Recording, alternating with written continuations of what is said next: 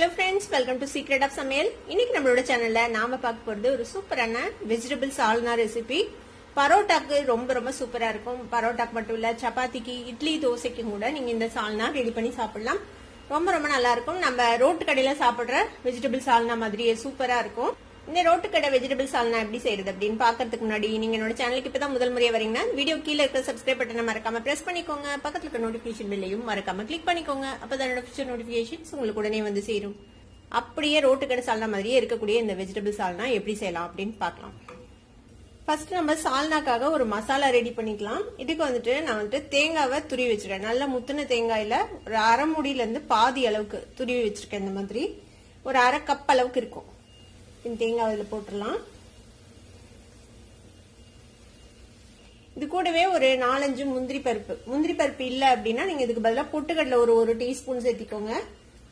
ஒரு அரை டீஸ்பூன் கசகசா, 2 கிராம்பு, ஒரு பட்டை, ஒரு ஏலக்காய். உங்களுக்கு வந்துட்டு தாளிக்கும் போது கூட நீங்க போடலாம். இதுல அரைக்காம தாளிக்கும் போது இந்த மசாலா எல்லாம் போட்டு நீங்க வந்துட்டு தாளிக்கலாம். பட்டை, கிராம்பு, ஏலக்காய். நான் இன்னைக்கு இதுலயே போட்டு அரைச்சிட போறேன். இது சில சமயம் வாய்க்கு வந்தா ஒரு மாதிரி இரிட்டேட்டிங்கா இருக்கும்ல, அதனால நான் அதை அரைச்சு சேர்த்து போறேன். இது தண்ணி விட்டு நல்லா நைஸான ஒரு பேஸ்டா நம்ம அரைச்சு எடுத்துட்டு வந்துடலாம். இந்த மாதிரி நல்லா ஸ்மூத்தா அரைச்சு எடுத்துக்கோங்க. இப்ப இது இருக்கட்டும். ஒரு அடிகனமான பாத்திரம் ஒண்ணு அடுப்புல வச்சிருக்கேன். இதுல ஒரு அரை டீஸ்பூன் சோம்பு சேர்த்திக்கோங்க. சோம்பு லேசா பொரிஞ்சதும் ஒரு வெங்காயத்தை இந்த மாதிரி நான் ஸ்லைஸ் பண்ணி வச்சிருக்கேன். அந்த வெங்காயத்தை சேர்த்திக்கலாம்.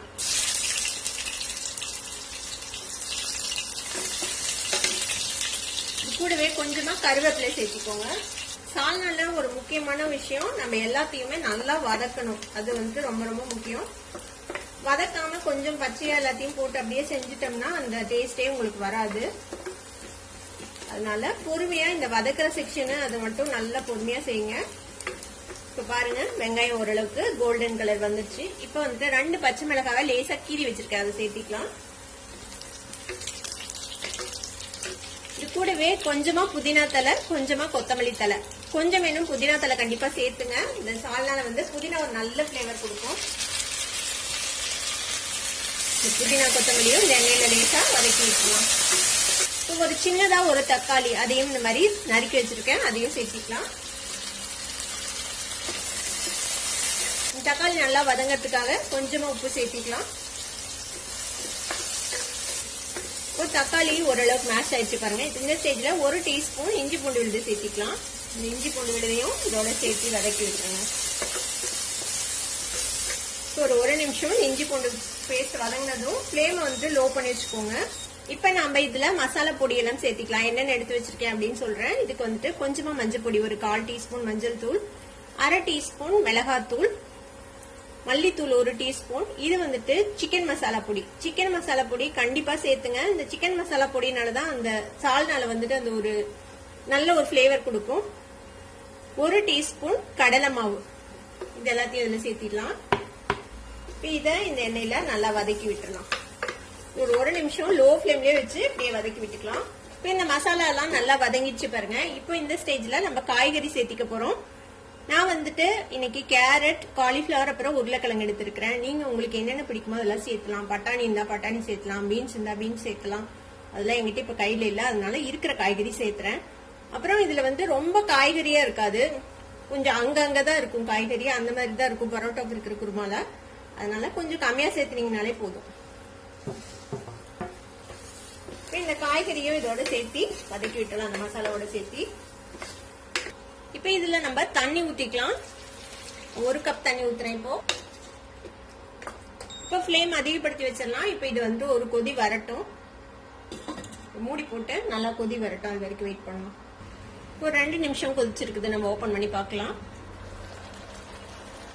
பாருங்க, கொதிக்குது. இதுல நம்ம அரைச்சு வச்சிருக்கோம்ல இந்த தேங்காய் விழுது, அந்த தேங்காய் விழுது சேர்த்திடலாம். இந்த ஜார்லயே கொஞ்சமா தண்ணி விட்டு ஒரு அரை கப் அளவுக்கு தண்ணி விட்டுருக்கேன். அந்த தண்ணி இதுல ஊத்திடுங்க. இதுல இன்னுமே தண்ணி விடலாம். நம்ம இன்னும் இந்த காய் நல்லா வேகணும். நம்ம இதை ஒரு 15 இருந்து 20 நிமிஷம் இதை நம்ம வேக விட போறோம். அப்படியே லோ ஃபிளேம்ல வச்சு. பரோட்டாக்குனா நம்ம கொஞ்சம் தண்ணியா தானே இருக்கணும் சால்னா, அதனால இன்னும் கொஞ்சம் தண்ணி விட்டுக்கலாம்.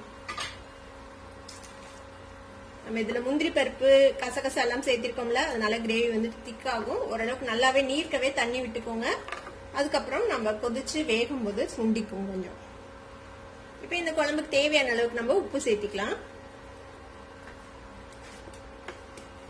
நல்லா இந்த அளவுக்கு தண்ணி விட்டு உப்பு செக் பண்ணிட்டு இதை வந்துட்டு மூடி வச்சிடலாம் நம்ம. இது இப்படியே வேகட்டும். ஒரு 20 நிமிஷம் லோ ஃபிளேம்ல அப்படியே விட்டுருங்க. அப்பப்போ வந்து கிளறி விடுங்க. ஒரு 5 நிமிஷத்துக்கு ஒரு தடவை கிளறி விடுங்க. நம்ம இதுல முந்திரி பருப்பெல்லாம் சேர்த்திருக்கோம்ல, கீழே புடிச்சுக்கிறதுக்கு வாய்ப்பு இருக்குது. அதனால அப்பப்போ வந்து கிளறி விட்டுக்கோங்க. இப்ப இந்த நல்லா வேகட்டும். ஒரு 15-20 நிமிஷம் கழிச்சு நம்ம செக் பண்ணி பார்க்கலாம்.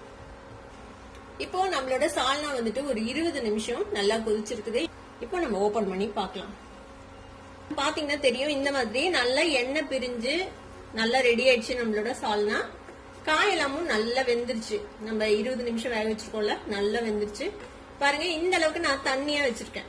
இது மாதிரி தண்ணியா இருந்தாதான் உங்களுக்கு வந்து பரோட்டா மேல போட்டு ஊற வச்சு சாப்பிடறதுக்கு கரெக்டா இருக்கும். இல்ல உங்களுக்கு இன்னும் கொஞ்சம் திக்கா வேணும் அப்படின்னு நினைச்சீங்கன்னா தண்ணி கொஞ்சம் கம்மியா விட்டுக்கலாம். ஆனா மோஸ்ட்லி சால்னா வந்து இந்த மாதிரி ஒரு கன்சிஸ்டன்சி தான் கரெக்டா இருக்கும். இப்ப அவ்வளவுதான், நம்மளோட சால்னா ரெடி ஆயிடுச்சு. இந்த சூப்பரான வெஜிடபிள் சால்னாவை நீங்களும் ட்ரை பண்ணி பாருங்க. ட்ரை பண்ணி பார்த்துட்டு எப்படி இருந்தது, உங்களுக்கு பிடிச்சிருந்ததா அப்படின்னு எனக்கு கமெண்ட்ஸ்ல ஃபீட்பேக் கொடுங்க. இந்த வீடியோ உங்களுக்கு பிடிச்சிருந்தா சப்ஸ்கிரைப் பண்ணுங்க, பக்கத்துல இருக்க பெல் ஐகானை கிளிக் பண்ணுங்க. அப்பதான் ஃபியூச்சர் நோட்டிபிகேஷன்ஸ் உங்களுக்கு உடனே வந்து சேரும். லைக் பண்ணுங்க, ஷேர் பண்ணுங்க. தேங்க்யூ ஃபார் வாட்சிங் வீடியோ வியூவர்ஸ். Bye bye.